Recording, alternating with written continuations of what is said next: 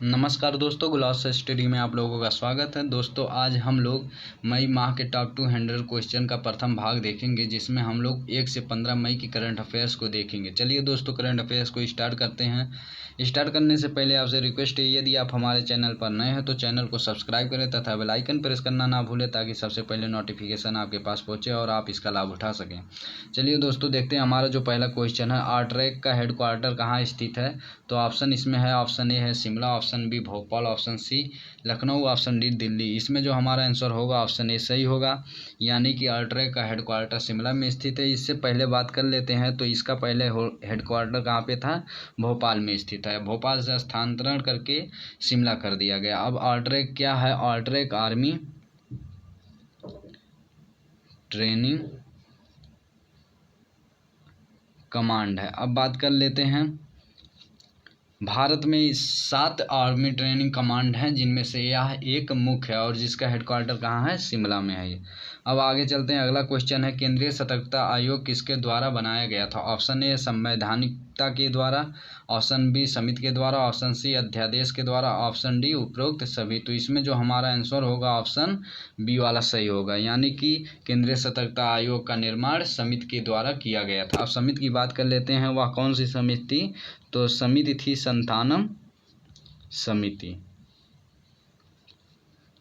यह 1962 से 1964 के बीच बनी थी और अंतिम रूप से यह 1964 में अपना रिपोर्ट सौंपा था, जिसको सरकार ने मान्यता प्रदान कर दी और उसी के आधार पर इसका निर्माण किया गया। यह तो बना कब, यह 1964 में बनकर तैयार हुआ। अब इसके बाद बात कर लेते हैं, इसको कौन सा दर्जा प्राप्त हुआ संविधान में। तो इसको सांविधिक दर्जा प्राप्त हुआ, यानी कि इसको किसी आर्टिकल के अंतर्गत नहीं रखा गया है। यदि आर्टिकल के अंतर्गत रखा जाता तो इसको संवैधानिक दर्जा दिया जाता। चलते हैं अगले क्वेश्चन की तरफ हम लोग। अगला क्वेश्चन है हम लोगों का, अंतर्राष्ट्रीय अग्निशमन दिवस कब मनाया जाता है। ऑप्शन है 4 मई, 5 मई, 3 मई एंड 2 मई। तो इसमें हमारा जो ऑप्शन होगा वो ऑप्शन ए सही होगा। 4 मई को अंतर्राष्ट्रीय अग्निशमन दिवस मनाया जाता है। यदि 5 मई की बात करें तो 5 मई को अस्थमा दिवस मनाया जाता है और 1 मई को कौन सा दिवस मनाया जाता है, तो मजदूर दिवस मनाया जाता है। चलिए दोस्तों अगले क्वेश्चन की तरफ चलते हैं। हमारा अगला क्वेश्चन है, पुलित्जर पुरस्कार का संबंध है। ऑप्शन ए है यूरोपियन यूनियन, ऑप्शन बी है Russia, option C Australia, option D है अमेरिका। तो इसमें जो हमारा आंसर होगा ऑप्शन डी वाला सही होगा। पुलित्जर पुरस्कार अमेरिका का एक प्रतिष्ठित मीडिया पुरस्कार है, जिसमें लेखक, साहित्यिक और उसके साथ साथ उपन्यास लेखक को भी सम्मिलित किया जाता है। इसमें बात कर लेते हैं, तो न्यूयॉर्क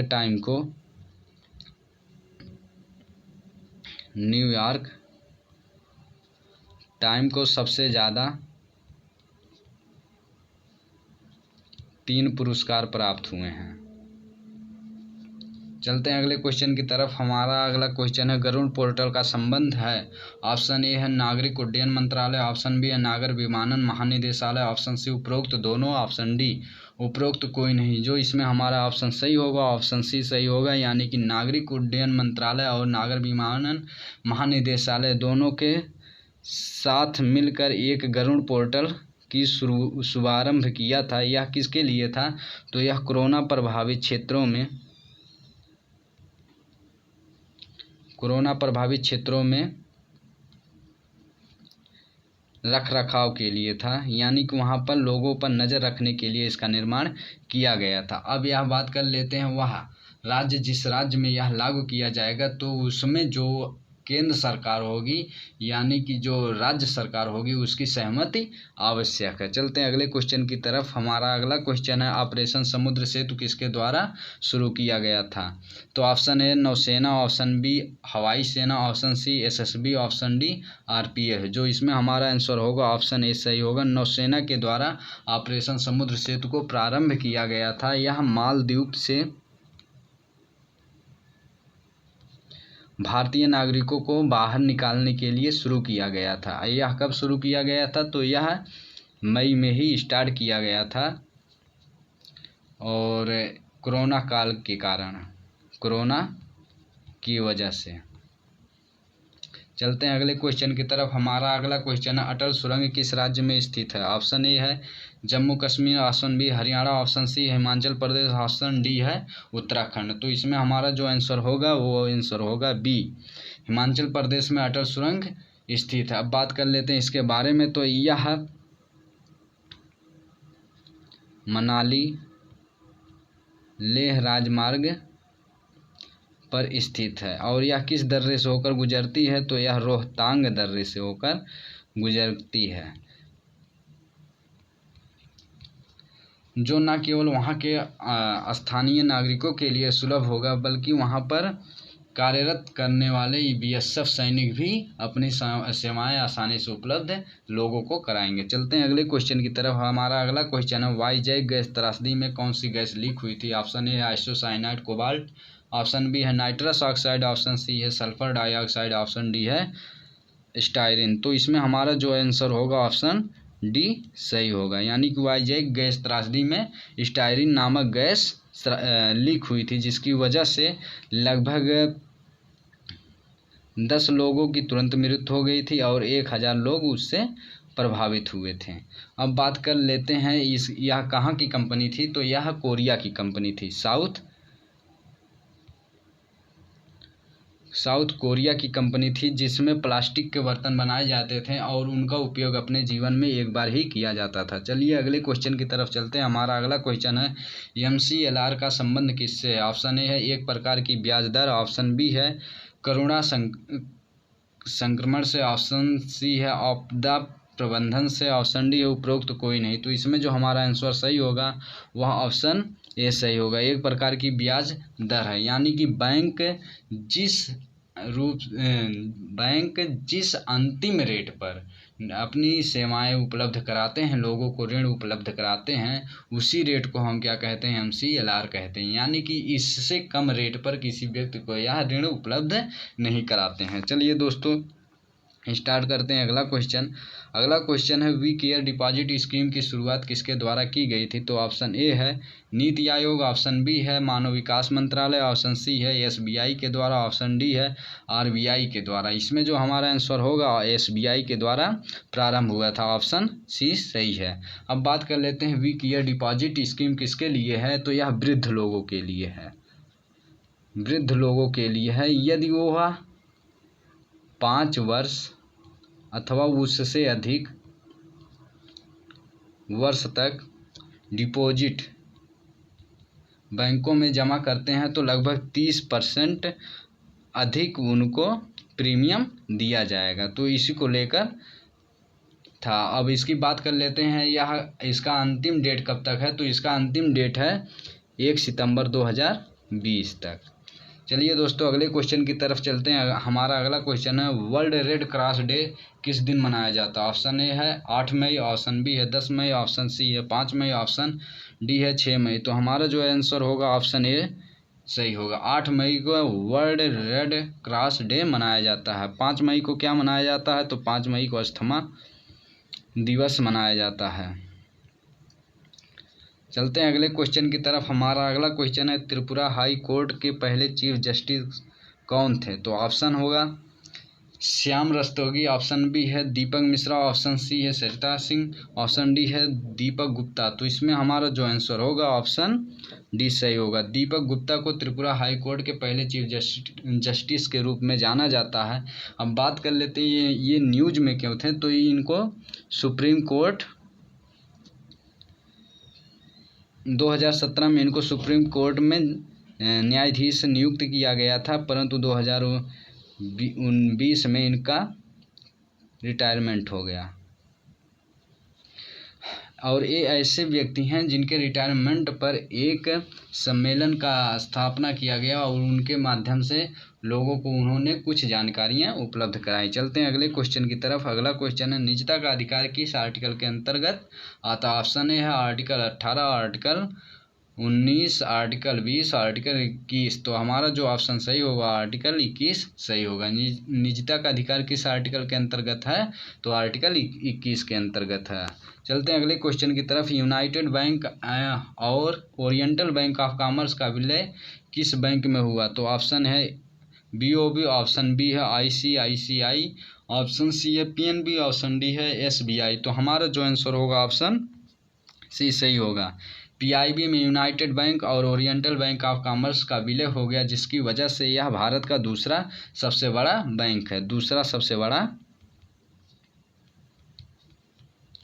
बैंक है। अब बात कर लेते हैं पहला बैंक कौन है, तो SBI सबसे बड़ा भारत का बैंक है। चलते हैं अगले क्वेश्चन की तरफ हम लोग। हमारा अगला क्वेश्चन है, राष्ट्रीय प्रौद्योगिकी दिवस किस दिन मनाया जाता है? ऑप्शन ए है 8 मई, ऑप्शन बी है 11 मई, ऑप्शन सी है 13 मई, ऑप्शन डी है 7 मई। तो हमारा जो ऑप्शन सही होगा ऑप्शन बी सही होगा, यानी कि 11 मई को राष्ट्रीय प्रौद्योगिकी दिवस मनाया जाता है और 8 मई को रेड क्रॉस डे मनाया जाता है। चलते हैं अगले क्वेश्चन की तरफ। हमारा अगला क्वेश्चन है, WHO का हेडक्वार्टर कहाँ स्थित है? ऑप्शन है जिनेवा में, ऑप्शन बी वाशिंगटन DC में, ऑप्शन सी पेरिस में, ऑप्शन डी लंदन में। तो हमारा जो आंसर सही होगा WHO का हेडक्वार्टर कहाँ पे स्थित है? ऑप्शन ए सही होगा, यानी कि जिनेवा में स्थित होगा। जिनेवा कहाँ स्थित है? जिनेवा स्विट्जरलैंड में स्थित है।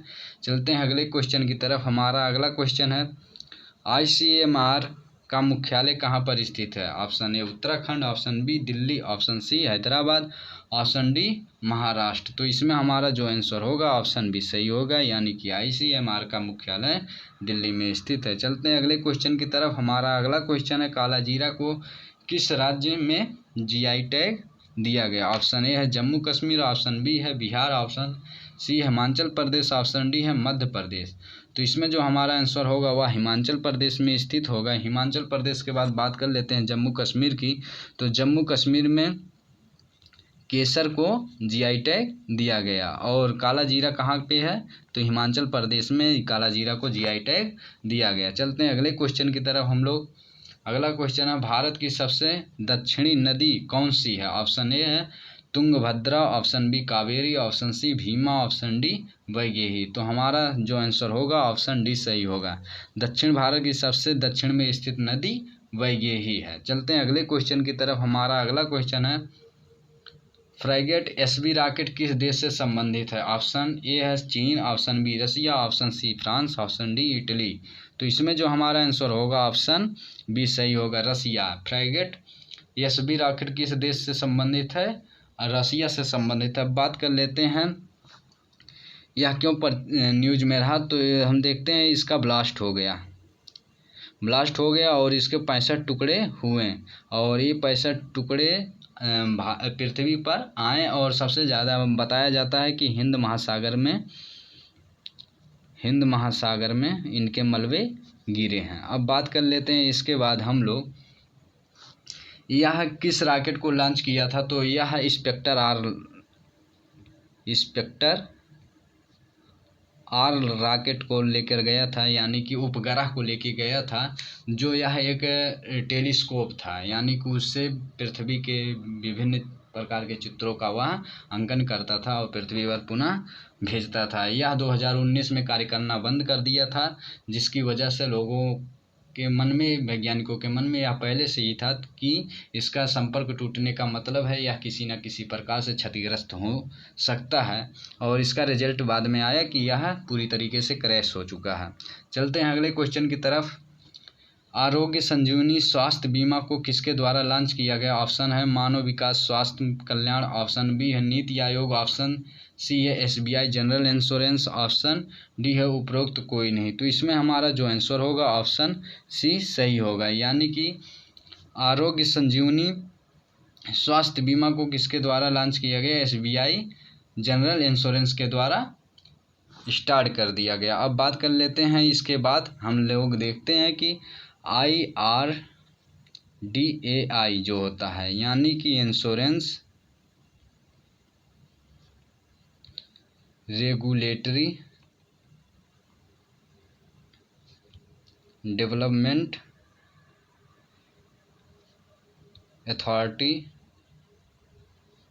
ऑफ इंडिया, यानी कि जो एक प्रकार से इन बीमा को देखता है, यानी कि किन किन क्षेत्रों में किस प्रकार से बीमा दिए जाएंगे इत्यादि की देखरेख इसी के माध्यम से किया जाता है। जिस प्रकार से कि इक्विटी का जो मार्केट होता है उसकी देखरेख सेबी करती है, उसी प्रकार से बीमा, किसी भी प्रकार की बीमा की देखरेख IRDAI के माध्यम से किया जाता। अब बात कर लेते हैं इसमें क्या प्रावधान किया गया, यानी कि प्रत्येक व्यक्ति को लगभग 1 लाख से कम 1 लाख का बीमा उपलब्ध कराया जाएगा और ज़्यादा से ज़्यादा 5 लाख का बीमा उपलब्ध कराया जाएगा। तो यह किसके द्वारा शुरुआत किया गया था, तो SBI जनरल इंश्योरेंस के माध्यम से शुरुआत किया गया था। और यहाँ पे बात की गई थी IRDAI के माध्यम से कि यह कोई भी बीमा क्षेत्र में काम करने वाली कंपनी होगी, वह इसके लिए अनिवार्य होगा कि वह कोरोना से संबंधित इस क्षेत्र को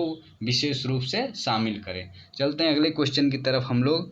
हमारा अगला क्वेश्चन है कावर्ट ऑपरेशन किससे संबंधित है। ऑप्शन ए है माओवाद, ऑप्शन बी है सीमा पर युद्ध, ऑप्शन सी है आतंकवाद, ऑप्शन डी है उपरोक्त सभी। तो इसमें जो हमारा आंसर होगा वह विशेषकर आतंकवाद से संबंधित होगा।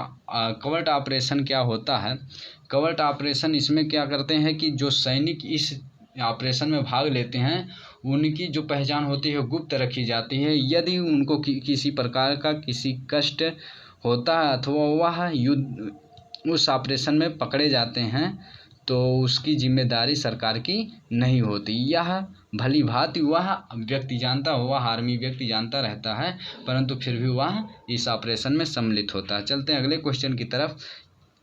और इसमें ये भी देखते हैं कि यह सीमा पार भी अपनी सेवाएं उपलब्ध कराते हैं। चलते हैं अगले क्वेश्चन की तरफ। हमारा अगला क्वेश्चन है डेमोग्राफी डिविडेंड किससे संबंधित है। ऑप्शन ए है कार्यशील जनसंख्या से, ऑप्शन बी आश्रित जनसंख्या से, ऑप्शन सी उपरोक्त के संबंध में, ऑप्शन डी उपरोक्त कोई नहीं। तो इसमें जो हमारा आंसर होगा ऑप्शन सी सही होगा, यानी कि डेमोग्राफी डिविडेंड कार्यशील जनसंख्या और आश्रित जनसंख्या दोनों पर निर्भर होता है। अब बात कर लेते हैं डिविडेंड यानी कि लाभांश की। यदि कार्यशील जनसंख्या की मान का आश्रित जनसंख्या के मान से अधिक होगा किसी भी देश में, तो उसका जो डेमोग्राफिक डिविडेंड होगा वह मजबूत होगा, यानी कि वह तेजी के साथ अपनी आर्थिक ग्रोथ को बढ़ाएगा। चलते हैं अगले क्वेश्चन की तरफ। हमारा अगला क्वेश्चन है जम्मू कश्मीर में किस वस्तु को GI टैग दिया गया। ऑप्शन ए है केसर, ऑप्शन बी है पश्मीना ऊन, ऑप्शन सी है उपरोक्त दोनों, ऑप्शन डी है उपरोक्त कोई नहीं। तो इसमें जो हमारा आंसर होगा ऑप्शन सी सही होगा, यानी कि केसर और पश्मीना जो ऊन होता है इन दोनों को जम्मू कश्मीर में GI टैग दिया गया है। चलते हैं अगले क्वेश्चन की तरफ। हमारा अगला क्वेश्चन है वंदे भारत मिशन किससे संबंधित है। ऑप्शन ए है प्राइवेट ट्रेन से, ऑप्शन बी भारतीय नागरिकों का विदेशों से आगमन, ऑप्शन सी अंतरिक्ष यान का निर्माण, ऑप्शन डी उपरोक्त कोई नहीं। तो इसमें हमारा जो आंसर होगा ऑप्शन बी सही होगा, यानी कि वंदे भारत मिशन के तहत विदेश में नागरिकों को वायुयान के माध्यम से भारत लाया जा रहा है। तो यह किससे संबंधित होगा वंदे भारत मिशन, तो यह भारतीय नागरिकों को विदेश से आगमन के से संबंधित होगा। चलते हैं अगले क्वेश्चन की तरफ। हमारा अगला क्वेश्चन है लिपुलेख दर्रा किस राज्य में स्थित है। ऑप्शन ए है उत्तराखंड, ऑप्शन बी है हिमाचल प्रदेश, ऑप्शन सी है सिक्किम, ऑप्शन डी है अरुणाचल प्रदेश। तो इसमें जो हमारा आंसर होगा वह ऑप्शन ए सही होगा, लिपुलेख दर्रा उत्तराखंड में स्थित है। अब बात कर लेते हैं यह क्यों न्यूज में था। तो यहाँ पर सरकार यानी कि भारत सरकार बॉर्डर पर सड़क निर्माण का कार्य कर रही थी। और यह कहाँ पे स्थित है, तो यह ट्राई जोन पर स्थित है। ट्राई जोन यानी कि भारत, चीन और नेपाल के बीच में स्थित है। नेपाल के काला पानी के आसपास में स्थित होने की वजह से यह भारत और नेपाल के बीच एक प्रकार से टेंशन का कार्य कर रहा है। दोनों देशों के बीच टेंशन है। वहाँ पर नेपाल सरकार के माध्यम से कुछ सेनाओं को वहाँ पर तैनात किया गया है भारत को करारी दबाव देने के लिए। चलते हैं अगले क्वेश्चन की तरफ हम लोग। हमारा अगला क्वेश्चन है टेराकोटा को किस राज्य में GI टैग दिया गया। ऑप्शन ए है मध्य प्रदेश, ऑप्शन बी है Jharkhand, option C Assam, option D है उत्तर प्रदेश। तो इसमें हमारा जो आंसर होगा ऑप्शन डी सही होगा, यानी कि उत्तर प्रदेश के टेराकोटा को दिया गया है GI टैग। तो उत्तर प्रदेश में एक अस्थाई क्षेत्र है जहाँ पर दिया गया, तो वह उस क्षेत्र का नाम है गोरखपुर।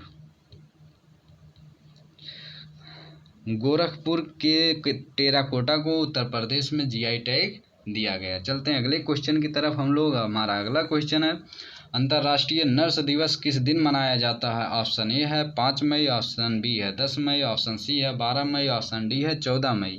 तो इसमें हमारा जो आंसर होगा ऑप्शन सी सही होगा। 12 मई को अंतर्राष्ट्रीय नर्स दिवस के रूप में मनाया जाता है। अब चलते हैं अगले क्वेश्चन की तरफ। हमारा अगला क्वेश्चन है, किस देश ने अपनी मुद्रा को बदलकर तोमान कर दिया? तो इसमें ऑप्शन है रुपया, और ऑप्शन बी है दिनार, ऑप्शन सी है रियाल, ऑप्शन डी उपरोक्त कोई नहीं। तो किस देश ने बदला? तो यह ईरान ने बदला था। ईरान ने बदला था और उसका पहले रुपया उसका पहले जो पैसा होता था वह रियाल होता था। रियाल से बदलकर यह अपना मुद्रा तोमान कर लिया। अब पहले बात कर लेते हैं तोमान की। तो इसमें जो पहले कॉन्सेप्ट आया था 40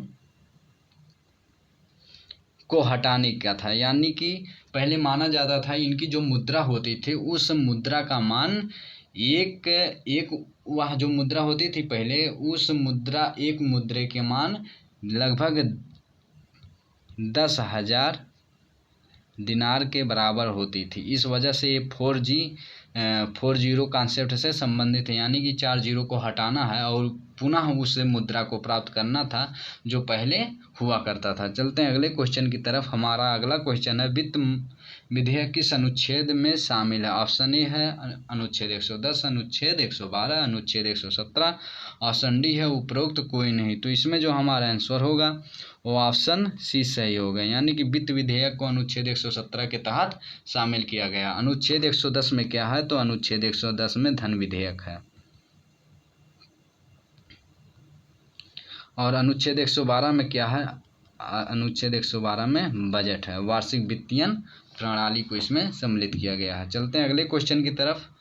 रोहतांग दर्रा किस राज्य में स्थित है? ऑप्शन ए है सिक्किम, ऑप्शन बी है उत्तराखंड, ऑप्शन सी है हिमाचल प्रदेश, ऑप्शन डी है जम्मू कश्मीर। तो इसमें हमारा जो आंसर होगा वह ऑप्शन सी सही होगा। रोहतांग दर्रा हिमाचल प्रदेश में स्थित है। अब इसी पर एक पहले क्वेश्चन आ चुका है जिसमें अटल सुरंग शामिल था, यानी कि इसी दर्रे पर ही अटल सुरंग का निर्माण किया जा रहा है। चलते हैं अगले क्वेश्चन की तरफ।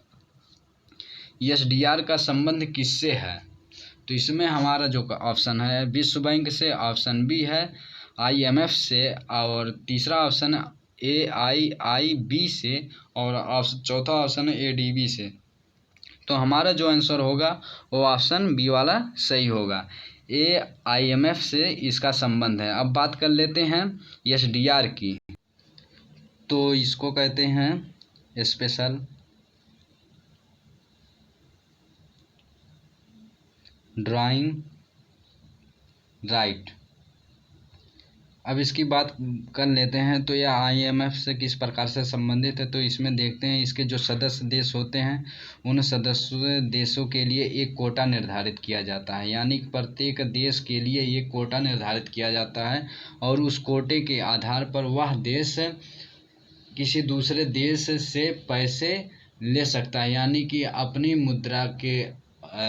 मुद्रा जो होती है वह एक प्रकार से मतलब दूसरे देश में इन्वेस्टमेंट कर सकता है या सामान खरीद सकता है। तो वह आयात जो करेगा उस सामान के बदले उस पैसे को दे देगा, यानी कि एक प्रकार से यह एक्सचेंज रेट को कंट्रोल करता है। चलते हैं अगले क्वेश्चन की तरफ हम लोग। हमारा अगला क्वेश्चन है, फॉरेक्स रिजर्व में क्या सम्मिलित नहीं है? ऑप्शन ए सोना, ऑप्शन बी है IMF के पास रखी संपत्ति, ऑप्शन सी है विदेशी मुद्रा भंडार, ऑप्शन डी है भारतीय रुपया। यानी कि भारतीय रुपया को फॉरेक्स रिजर्व में सम्मिलित नहीं किया गया। बाकी सोना, विदेशी मुद्रा और IMF के पास रखी संपत्ति इत्यादि को फॉरेक्स रिजर्व में रखा गया, यानी कि इसकी मदद से किसी विदेशी वस्तु को खरीदना होता था तो वहाँ पर इनकी मदद से हम भुगतान कर सकते हैं, या ऋण देना होता है तो ऋण का भी भुगतान हम इसके माध्यम से कर सकते हैं। चलते हैं अगले क्वेश्चन की तरफ हम लोग। हमारा अगला क्वेश्चन है, FATF का संबंध किससे? ऑप्शन ए है आतंकवाद को फंडिंग से, ऑप्शन बी ब्लैक मनी से, ऑप्शन सी उपरोक्त दोनों, ऑप्शन डी उपरोक्त कोई नहीं। तो हमारा जो आंसर होगा उपरोक्त दोनों सही होगा, यानी कि आतंकवाद को फंडिंग से और ब्लैक मनी के सप्लाई से भी संबंधित है। अभी FATF की बात कर लेते हैं। इसका फुल फॉर्म होता है फाइनेंशियल एक्शन टास्क फोर्स। चलते हैं अगले क्वेश्चन की तरफ। हमारा अगला क्वेश्चन है, विश्व अस्थमा दिवस किस दिन मनाया जाता है? ऑप्शन है 5 मई, ऑप्शन बी है 10 मई, ऑप्शन सी है 15 मई, ऑप्शन डी है 1 मई। तो इसमें जो हमारा आंसर होगा ऑप्शन ये वाला सही होगा। विश्व अस्थमा दिवस 5 मई को मनाया जाता है। 1 मई को क्या मनाया जाता है? मजदूर दिवस मनाया जाता है। चलते हैं अगले क्वेश्चन की तरफ हम लोग। हमारा अगला क्वेश्चन है, 2020 में जे का संबंध किससे है? ऑप्शन ए है उल्का पिंड, ऑप्शन बी अंतरिक्ष यान, ऑप्शन सी है कोरोना वायरस, ऑप्शन डी है उपरोक्त कोई नहीं। तो इसमें जो हमारा आंसर होगा वह उल्का पिंड होगा, यानी कि 2020 जे का संबंध उल्का पिंड से है। तो अब बात कर लेते हैं उल्का पिंड क्या होते हैं। पृथ्वी पर अनेक प्रकार की छोटे छोटे क्षुद्र ग्रह आते रहते हैं और वह वायुमंडल में उपस्थित होने की वजह से धीरे धीरे घर्षित होकर जल जाते हैं। इन्हीं को हम उल्का पिंड कहते हैं। चलते हैं अगले क्वेश्चन पर हम लोग। हमारा अगला क्वेश्चन है, वर्तमान में रेपो रेट कितना प्रतिशत है? ऑप्शन है ए 4.75%, बी ऑप्शन है 5%, सी ऑप्शन है 4.40% और डी ऑप्शन है 5.15%। तो रेपो रेट जो हमारा है वह 5.15% है। अब बात कर लेते हैं रेपो रेट क्या होता है। तो रेपो रेट यह होता है कि जब कोई बैंक 1 दिन का पूरा कार्य कर लेती है तो वह शेष पैसे को जो बचा रहता है उसे RBI के पास जमा कर देती है। RBI उसके पैसे के मतलब में उसको इंटरेस्ट चुकाती है। इसी इंटरेस्ट को हम रेपो रेट कहते हैं और जिस इंटरेस्ट पे वह चुकाती है उसी को क्या कहते हैं? रेपो रेट कहते हैं। इसका मान इस समय 5.15% है। चलिए दोस्तों अगले क्वेश्चन की तरफ हम लोग चलते हैं। हमारा अगला क्वेश्चन है, ग्लोबल एनर्जी ट्रांजिशन इंडेक्स में भारत का कौन सा स्थान है? ऑप्शन ए है 115वां, ऑप्शन बी है 74वां, ऑप्शन सी है 57वां, ऑप्शन डी है 80वां। तो ऑप्शन हमारा जो सही होगा ऑप्शन बी सही होगा। ग्लोबल एनर्जी ट्रांजिशन इंडेक्स में भारत 74वें स्थान पर है स्थित है। अब बात कर लेते हैं पहले स्थान पर कौन है। तो पहले स्थान पर स्वीडन है जो 3 साल से लगातार पहले नंबर पे आ रहा। अभी दूसरे नंबर पे फिनलैंड है। अब बात कर लेते हैं इसको कौन जारी करता है। तो इसको इकोनॉमिक फोरम के माध्यम से जारी किया जाता है इस इंडेक्स को। चलते हैं अगले क्वेश्चन पर। तो हमारा अगला क्वेश्चन है, होप पोर्टल की शुरुआत किसने की? तो ऑप्शन ए है Uttarakhand, option B Haryana, option C है उत्तर प्रदेश, ऑप्शन डी है मध्य प्रदेश। तो होप पोर्टल को स्टार्ट किया है हरियाणा सरकार ने। यह बेरोजगार तथा जो युवा हैं उनको रोजगार प्रदान करने के लिए होप पोर्टल का शुभारंभ किया गया, विशेषकर इस कोरोना काल में। चलते हैं अगले क्वेश्चन की तरफ।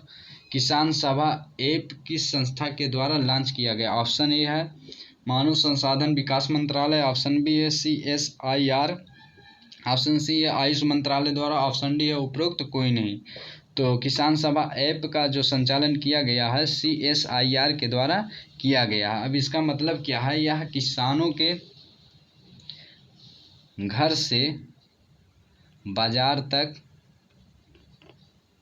एक प्रकार से चैन विकसित करना है, यानी कि किसान जहाँ से उत्पादन करता है और उस उत्पादन को उपभोक्ता तक पहुँचाने के लिए एक चैन का कार्य करता है। और इसी के लिए किसान सभा ऐप को लॉन्च किया गया है ताकि उनके विकास में और उनकी मतलब अनाज जो है उसका बाज़ारों तक पहुँच प्राप्त करने के लिए इसका शुरुआत किया गया। चलते हैं अगले क्वेश्चन पर।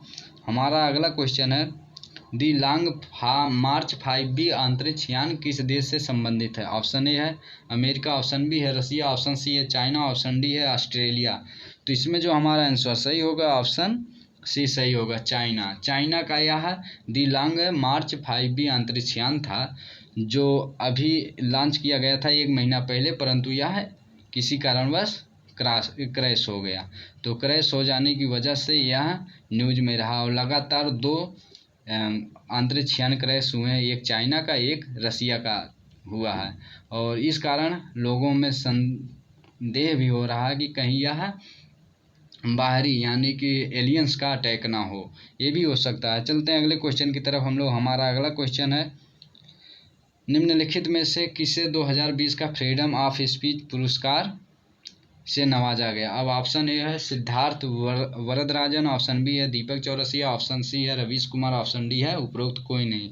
तो इसमें हमारा जो आंसर होगा ऑप्शन ए सही होगा। सिद्धार्थ वरदराजन को 2020 का फ्रीडम ऑफ स्पीच पुरस्कार से नवाजा गया, यह एक पुरस्कार है। चलते हैं अगले क्वेश्चन की तरफ, और मीडिया के क्षेत्र में दिया जाता है। चलते हैं अगले क्वेश्चन की तरफ। हमारा अगला क्वेश्चन है, निम्नलिखित में से एथलीट दिवस किस दिन मनाया गया? तो ऑप्शन ए है 5 मई, ऑप्शन बी है 6 मई, ऑप्शन सी है 7 मई, ऑप्शन डी है 8 मई। तो हमारा जो आंसर होगा वह ऑप्शन सी सही होगा, यानी कि एथलीट दिवस 7 मई को मनाया गया। चलते हैं अगले क्वेश्चन की तरफ हम लोग। हमारा अगला क्वेश्चन है, निम्नलिखित में से किस राज्य ने मुख्यमंत्री योगा योग योजना की शुभारंभ किया? तो ऑप्शन ए है असम, ऑप्शन बी है मध्य प्रदेश, ऑप्शन सी है त्रिपुरा, ऑप्शन डी है मेघालय। तो इसमें हमारा जो आंसर होगा वह ऑप्शन सी वाला सही होगा। त्रिपुरा के मुख्यमंत्री ने मुख्यमंत्री योगा योग योजना का शुभारंभ किया। चलते हैं अगले क्वेश्चन की तरफ। हमारा अगला क्वेश्चन है, गरुड़ युद्धाभ्यास किसके बीच होता? ऑप्शन है भारत अमेरिका, ऑप्शन बी है भारत जापान, ऑप्शन सी है भारत मालदीव, ऑप्शन डी है भारत और फ्रांस। तो इसमें जो हमारा आंसर होगा ऑप्शन डी वाला सही होगा। गरुड़ युद्धाभ्यास भारत और फ्रांस के बीच चलाया जाता। अब बात कर लेते हैं यह गरुड़ किससे संबंधित है? यह नौसेना से संबंधित है। और गरुड़ जो पोर्टल लॉन्च किया गया था वह ड्रोन से संबंधित था, जो कोरोना काल में जांच इत्यादि को यानी कि देखने के लिए रख रखाव करने के लिए लॉन्च किया गया था। चलते हैं अगले क्वेश्चन की तरफ। आयात प्रतिस्थापन क्या है? ऑप्शन ए है आयात पर प्रतिबंध, ऑप्शन बी है आयात को संकुचन, ऑप्शन सी निर्यात को बढ़ावा देना, ऑप्शन डी घरेलू उत्पाद का निर्माण। ऑप्शन जो हमारा सही होगा वह ऑप्शन बी वाला सही होगा, आयात को संकुचित करना। तो यह किस प्रकार से संकुचित करता है? तो हम देखते हैं वह टैक्स को बढ़ा देता है, इत्यादि कई प्रकार के स्टेप लिए जाते हैं जिसकी वजह से आयात कम कर दिया जाता है। अथवा इसके साथ साथ में हम लोग देखते हैं जो घरेलू उत्पादन होता है, घरेलू उत्पादन को इसमें बढ़ाया जाता है, यानी कि आयात को संकुचित करके घरेलू उत्पादन को बढ़ावा देना ही क्या कहलाता है? आयात प्रतिस्थापन कहलाता है। चलते हैं अगले क्वेश्चन की तरफ। हमारा अगला क्वेश्चन है, नीति का अधिकार किस आर्टिकल के अंतर्गत आता है? ऑप्शन ए है अनुच्छेद 19, ऑप्शन बी अनुच्छेद 20, ऑप्शन सी है अनुच्छेद 15, ऑप्शन डी है अनुच्छेद 21। तो हमारा जो आंसर होगा ऑप्शन 21 सही होगा। अनुच्छेद 21 के तहत नीति का अधिकार दिया गया है। चलते हैं अगले क्वेश्चन की तरफ। हमारा अगला क्वेश्चन है, वर्तमान में केंद्रीय सूचना आयुक्त कौन है? ऑप्शन ए है केंद्रीय सूचना आयुक्त की बात किया जा रहा है। तो इसमें जो हमारा आंसर होगा वो ऑप्शन बी वाला सही होगा। तो बिमल जुल्मा को केंद्रीय सूचना आयुक्त निर्धारित किया गया है। और जो सुधीर भार्गव हैं, सुधीर भार्गव को पहले केंद्रीय सूचना आयुक्त निर्धारित किया गया था। अधीर रंजन एक राजनेता हैं।